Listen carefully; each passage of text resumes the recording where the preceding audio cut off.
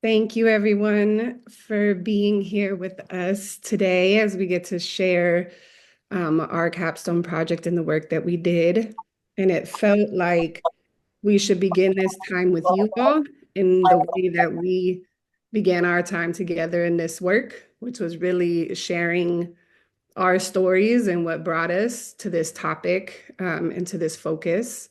And so for me, this happened in a very personal way this year. I am a school-based social worker in San Francisco Unified School District. I have spent my entire career at June Jordan School for Equity, my beloved community, a small school.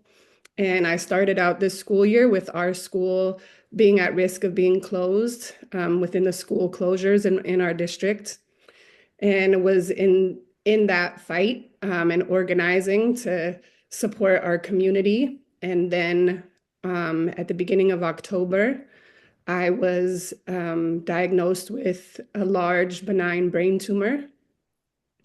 And 3 days later, after that, the official announcement came from our district that my school was one of the schools designated to be closed. So within a few days, I experienced a very significant rupture in my life where I wasn't going to be able to continue to provide for my family in the way I need to. I'm a single mom of two incredible, beautiful sons. I wasn't going to be able to stay in the work and with my beloved community as we worked to fight what was coming at us. I wasn't going to be able to walk around and move, like all of these things that were such important, are really the foundation and fabric of my life, all at one time kind of got uprooted and ruptured. And I was clear as this was happening, all the fear and, all of the chaos that comes with an experience like that. I also had this understanding early on that this experience needed to mean more to me, needed to be about more than surviving brain surgery. It needed to really call me into the transformation and healing that I had been avoiding and pushing aside because of my determination with everything else I was doing in my work for my sons in my community. And so I first want to start with saying that through all of that, why I get to be here today with you is so much in part to all the care that I was given. My community showed up hard for me in the most powerful, incredible ways. And I was so blessed to have Erika be there with me in this process. I didn't know that I could do a capstone. I didn't know I was in a space to create anything, think anything, say anything that made any sense. And she was so down to just show up and meet me where I was at and find the way. And it has been an incredible experience to really go through this process of rupture and healing in my own life in this really powerful way where I got to be so gifted by the wisdom and experience of the people that we did this work with. So that was just to tell you where this started, and I'm going to let Erika share, and then we'll get into our slides. Thank you. My name is Erika. Erin and I come to both the work and the work of our capstone in very similar places. We both work for San Francisco Unified School District. In fact, we went to graduate school together and did not know that we were both participating in this fellowship. And I think we both walk towards and in our work in similar ways.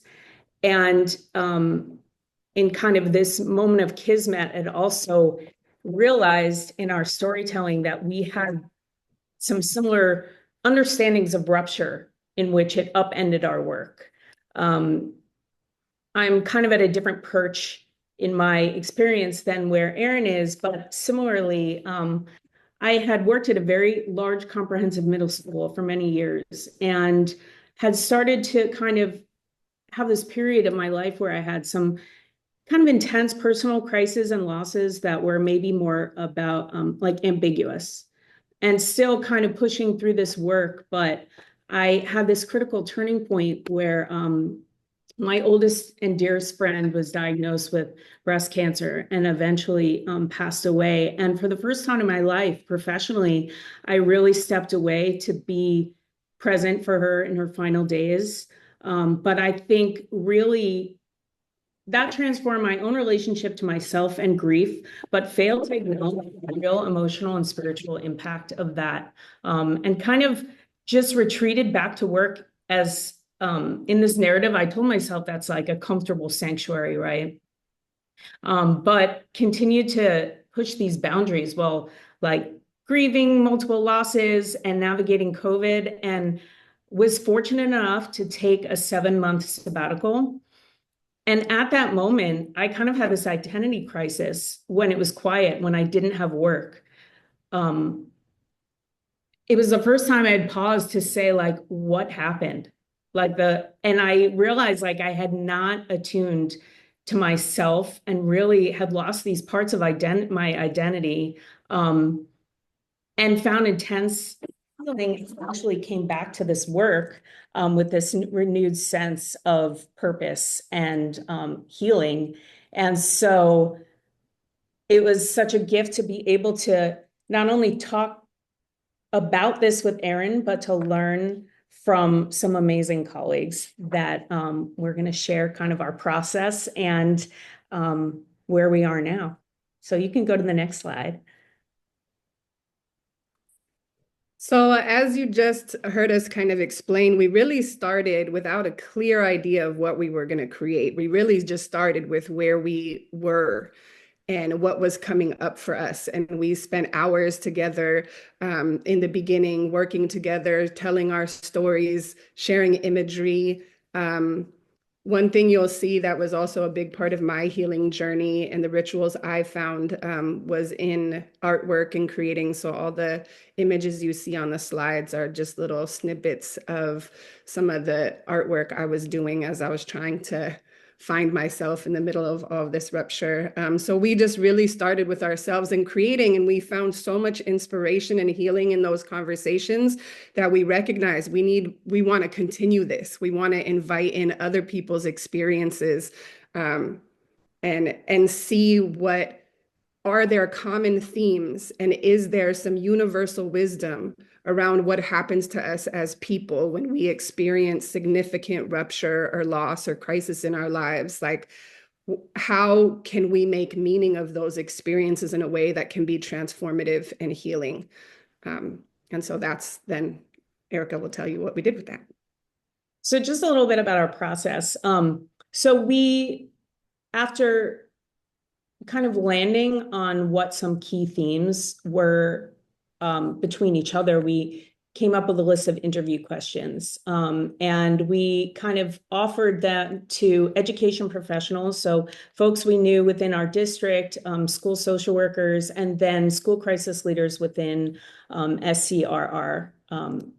And for sake of time, we kind of put an all call out, but just we were noticing that we had a diverse range of experiences and also participants. However, we did not have any male identified folks who we were interviewing. So we realized that that's kind of a place we'd like to go in the future, is to increase this. But that's kind of like just the sample of who we participated or who we engaged. And our themes, we have a link to the interview questions, which we will kind of publish at the end.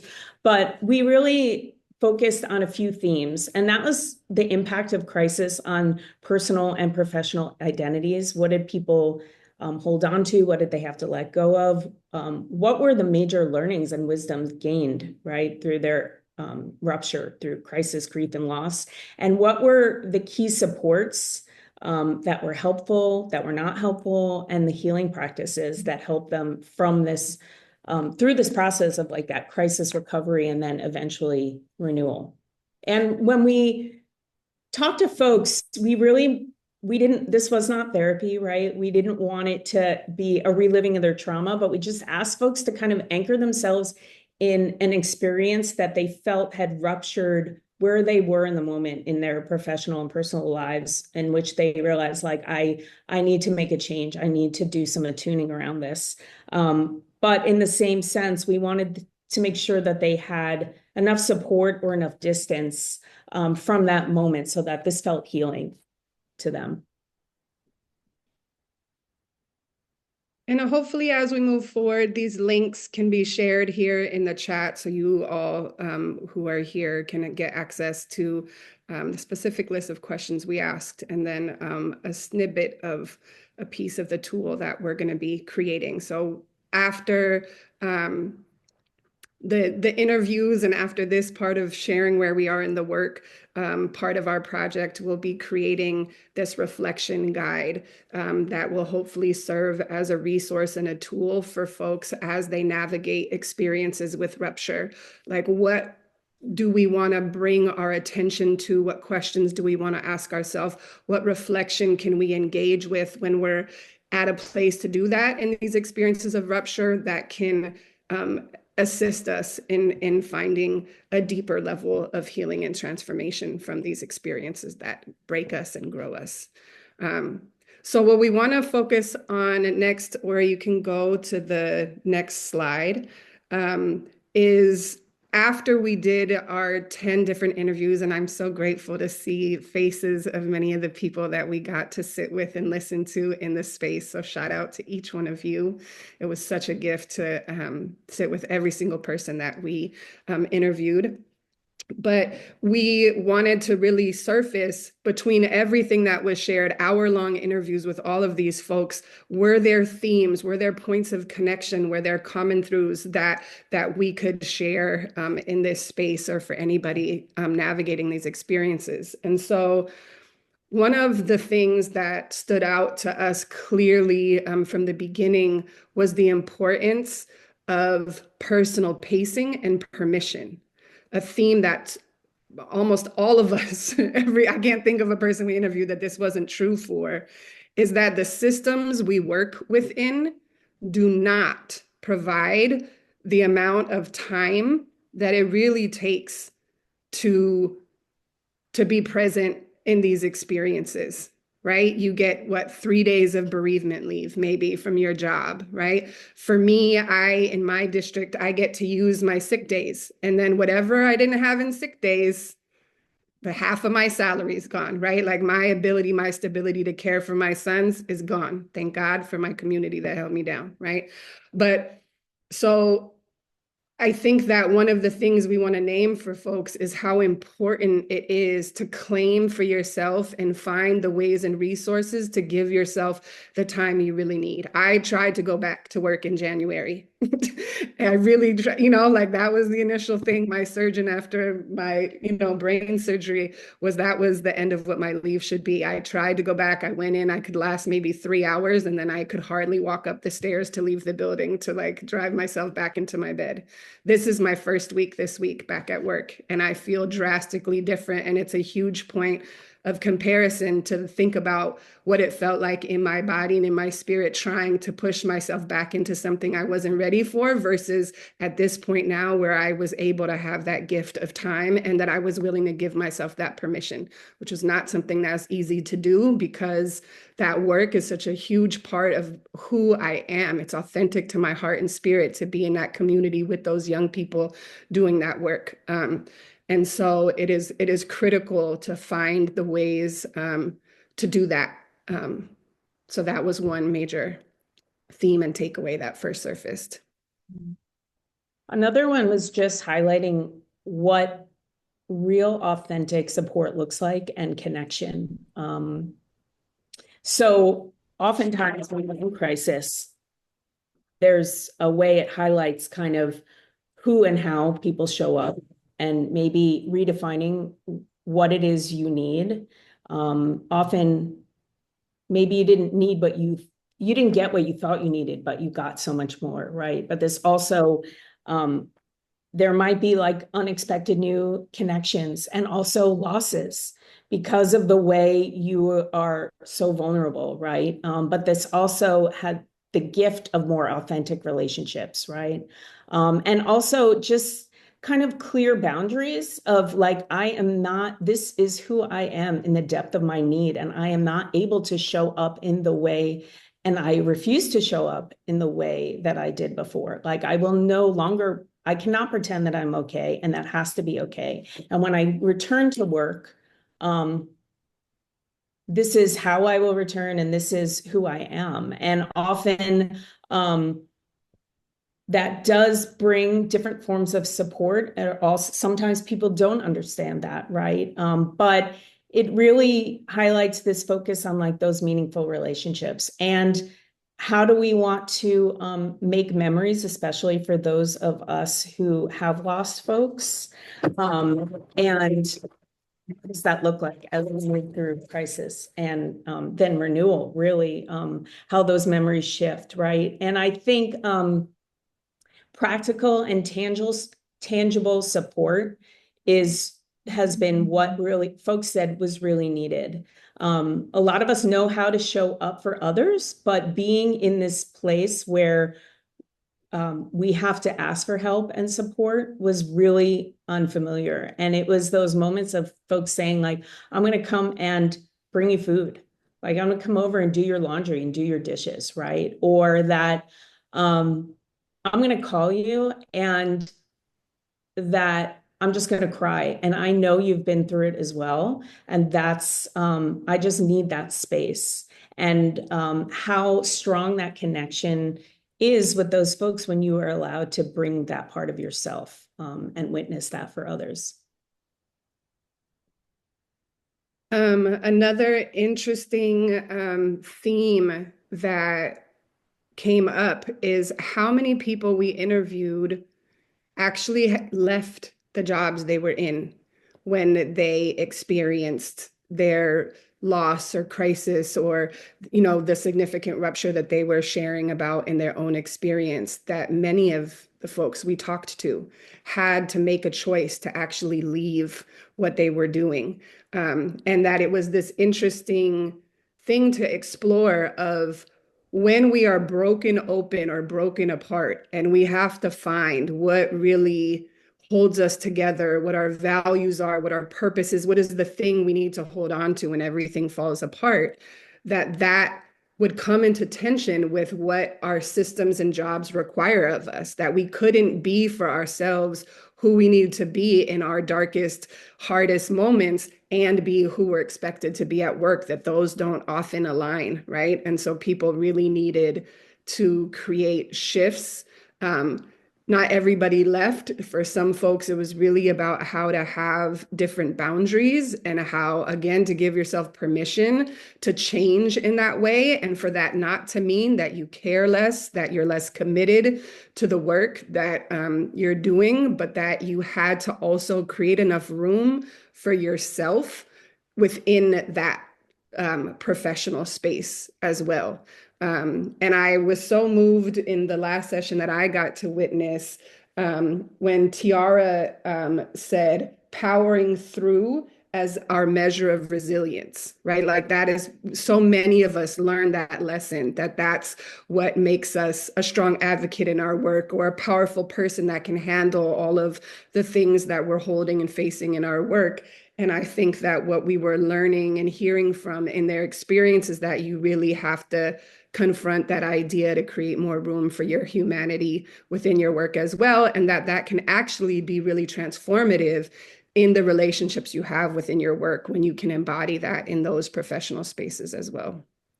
Or you can move to our next slide. Thanks for sharing that quote. We have, I think the quotes from folks were so powerful and such a powerful part of our healing. And we'll share a few of them here and also in our reflection guide. But Erin and I find ourselves in our work and in our conversations kind of internalizing that as part of our healing. So I did want to mention that, but I feel like it was a good segue into the next theme, which was redefining boundaries and prioritizing self-care. And I think so many of us who work with young people, who work in social justice and activism and social work, who we are and how we move, how we show up for ourselves and the work are so linked that the boundaries are so it's so important. We've learned um, through these experiences of rupture that we must prioritize ourselves and redefine what those boundaries look like, because we've defined ourselves through our capacity to support others, but often at our own expense, right? That how many times did we put our needs last, right? Or we did not feel good, or we knew something was wrong within us and yet continued to kind of like show up. Um, and I think this forced reexamination of our boundaries is really where that like renewed sense of self and passion and identity for the work when we return comes through. And Janelle had this quote that I love, which is, I'm not interested in working where care is not prioritized, like for my well-being. And it's a non-negotiable, period. And, what a beautiful like way to live in your values and know what you need and be able to um, commit to yourself and the work and how much power for your clients and agencies that you work with, right? So another thing was just finding the common theme of movement-based healing as an essential recovery tool, and just what that looked like for everyone was different. And I think it was Tiara that said just kind of like adding one new thing a week, right? Like to feel a sense of normal, or just like moving outside. There were so many common themes of nature, right? Or water, some swimming, walking, breathing, whatever movement-based healing meant to folks, that was an essential part of renewal. And then just engaging with a diverse range of healing modalities, right? So not only therapy, but breath work, right? Massage, acupuncture, chiropractic, Reiki, all of these different ways that we know are important for, spirituality, like engaging with your spirituality and what that means through this experience in terms of healing. And the last theme we wanted to focus on with you all today was this idea of nonlinear grief, right? This idea of like, okay, I had my brain surgery, I had my time in bed trying to heal, my, scar is finally, closed, my wound is finally closed, I'm healed, right? Like that it doesn't work that way, right? And especially with grief and loss, that it moves and shifts with us in so many different ways and brings itself into our experience at different times. And so really opening ourselves up to that truth, right? That healed is not like a definitive destination. It's not a place you arrive. It's an ongoing process. And that healing does not mean the absence of pain or suffering, right? It means that we're able to like integrate that and be with that in a way that is healthier, and it is able to coexist with our well-being. So that was a really important focus in many of our conversations, was that being open and willing to engage with that truth of life. And I think that one of the things that it kept bringing to me is, there's so much suffering that can come up in these experiences, and yet crisis and grief and these experiences that break us open also make us so in touch with what it means to be alive, right? To be alive is to be present with this full spectrum of experience and sensation. And that, to me, I feel like I will be more capable of showing up for the students and the community that I work with, because I've created that space within myself to really be present with all of the things that brings and teaches me. So that was another thing that we heard all of the people that we got to sit with and listen to reflect in their own experiences with rupture. And I did see a couple of comments in the chat about this beautiful quote from Leslie, but I think learning, in addition to what Erin said, for me, learning that grief is in all things, that it's actually, a necessary part of life because it also is a representation of love. And that helps with the folks that we're working with. And to read Leslie's quote, that, it's like the ocean.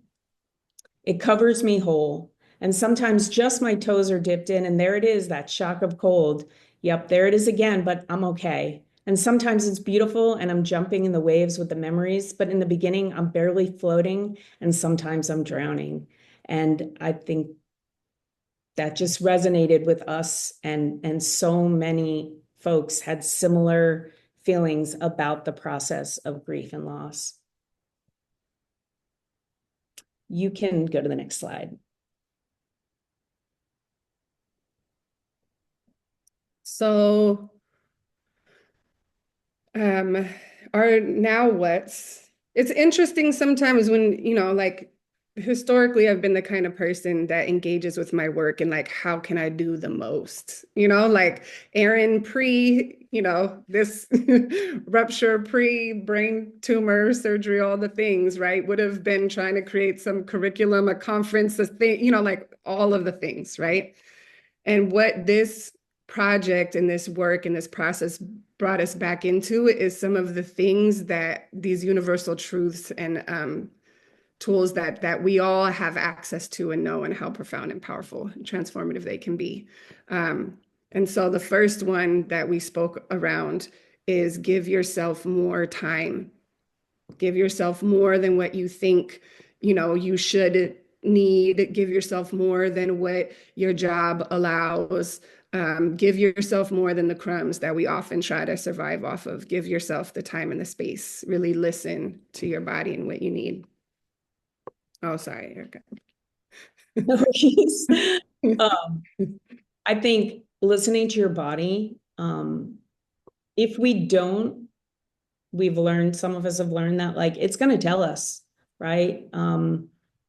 And so how can we listen to those clues in our body and also in nature, right? Like what are the anchoring images or the places that you feel like you can connect with often in the natural world? And what are the practices that you can start to kind of come back to yourself in creative ways, in movement practices? People talked about their writing. Clearly, we're seeing so much love for Erin's amazing drawings, right? Which have been part of her healing. Whatever those practices are that help you return to yourself and be more centered. And we really just what we did, when we think about what we really did in this project this far, it was our storytelling, right? It was really sharing our experiences and our stories and creating space to really listen to and learn from the stories and experiences of our colleagues and the folks that shared their time with us. And so in what ways can you create that experience in the spaces that you exist in your life, in your work, in your families, in your communities? In what ways can you intentionally create space to share stories and listen and learn? Because it is one of the most powerful ways to share wisdom and to feel each other and grow with each other. And so something so simple that we all, can do can have profound impact on our healing. And I think also that these are about ourselves and our experiences with crisis and grief, but in this time that feels so disconnecting, right? That these are like universal things that we need for healing, no matter where you are. And how powerful would it be if storytelling and listening and interviewing is different than a restorative conference, right? It's different than a therapy session. And how powerful would that be in connection with your students or your staff to provide those spaces that are so needed right now? And so I think just one other thing I wanted to say is that we're working on this reflection guide, and I think we had so many pivots on what our project would be and where it, and I think one real unexpected blessing is that the interviews were kind of our way to get to the product, but the interviews themselves were such a healing, meaningful part for Erin and I to connect to those of you who we didn't have a chance to, or even for my teammates, structural witnessing partners, got to know on a different level. And also the feedback from people who participated was so positive that I really came to understand that there's real magic in that process. So, yeah. Ori, before we open it up for some discussion, will you also drop the link that's on that first slide to the reflection questions? Our guide is not yet fully complete, but this we wanted to offer just a snippet of some of the things that we sat and created together that you guys can, look at and explore and respond to, reflect on. So yeah, or you want to drop the link in the chat so folks can access that. You can have a little piece of what we will create for now while you're here with us.